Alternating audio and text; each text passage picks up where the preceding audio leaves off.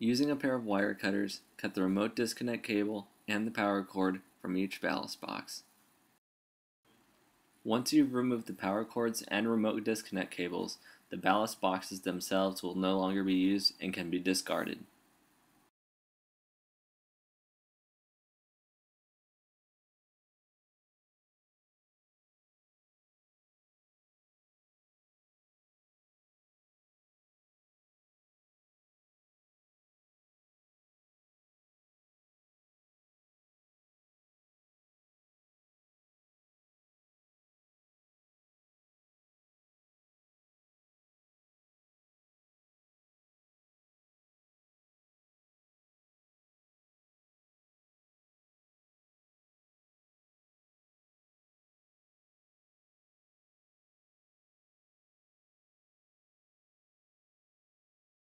Remove the plastic shrink wrapping from the ballast box.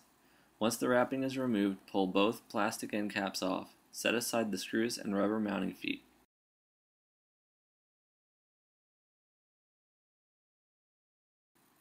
Remove the top of the ballast box case by sliding it out, then set aside for later. Push out and discard the plastic end cap fasteners.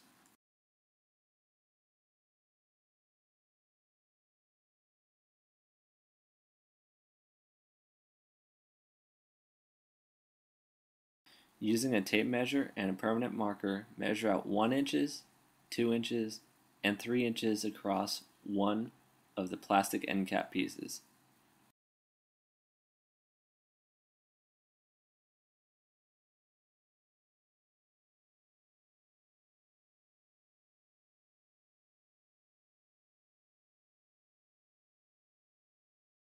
Once you've made your horizontal markings, make your vertical markings at the 1 inch mark on the left and right side of the plastic end cap.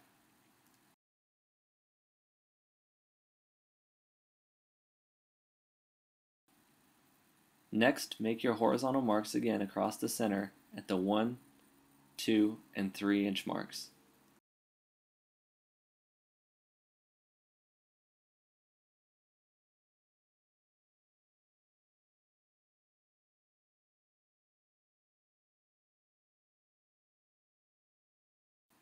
Be sure that each of these markings is clearly visible, as holes will be drilled in these spots later in the installation.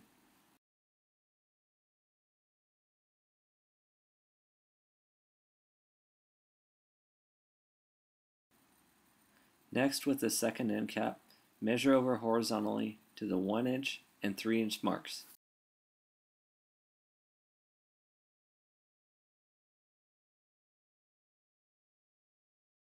At the 1 inch vertical mark, use the tape measure to mark out 1 and 3 inches across the center of the end cap.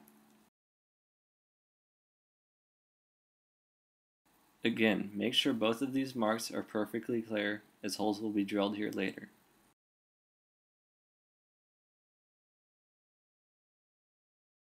Using a 1/2 inch drill bit, drill through each of the outer holes in the plastic end caps. Use a 1/8 inch or 5/32 inch drill bit for the center hole.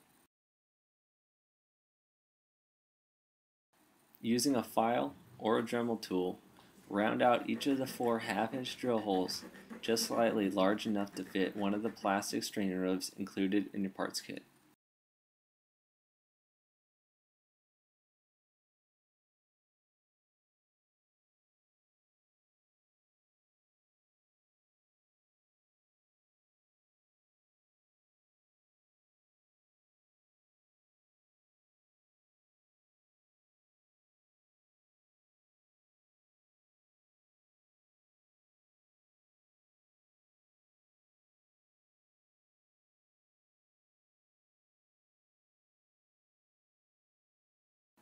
Take one of the remote disconnect cables and your tape measure and measure out 6 inches on the remote disconnect cable. Then with a pair of scissors, carefully slice through the outer shielding of the remote disconnect cable, being very careful not to damage any of the individual wires inside of the remote disconnect cable.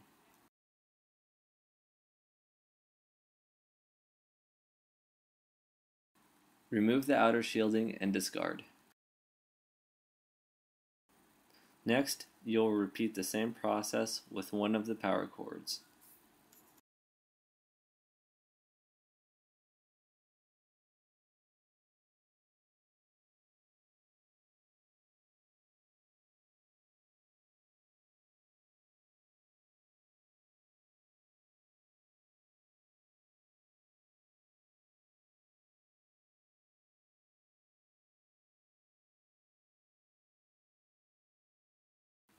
Once you have removed the shielding from the power cord, use one of the included strainer leaves and press it over the shielding at the end of the cord.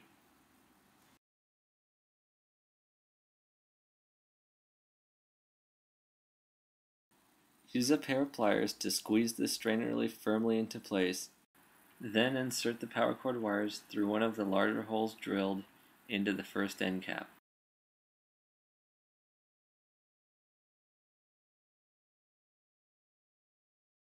Using your pair of pliers, squeeze the second strainer leaf onto the plastic shielding of the remote disconnect cable.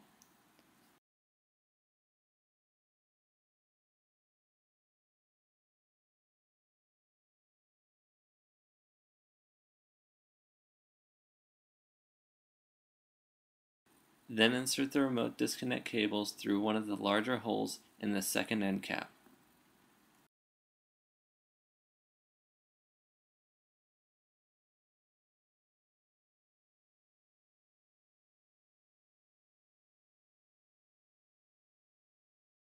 At this point you should be ready to begin the installation of the first ballast.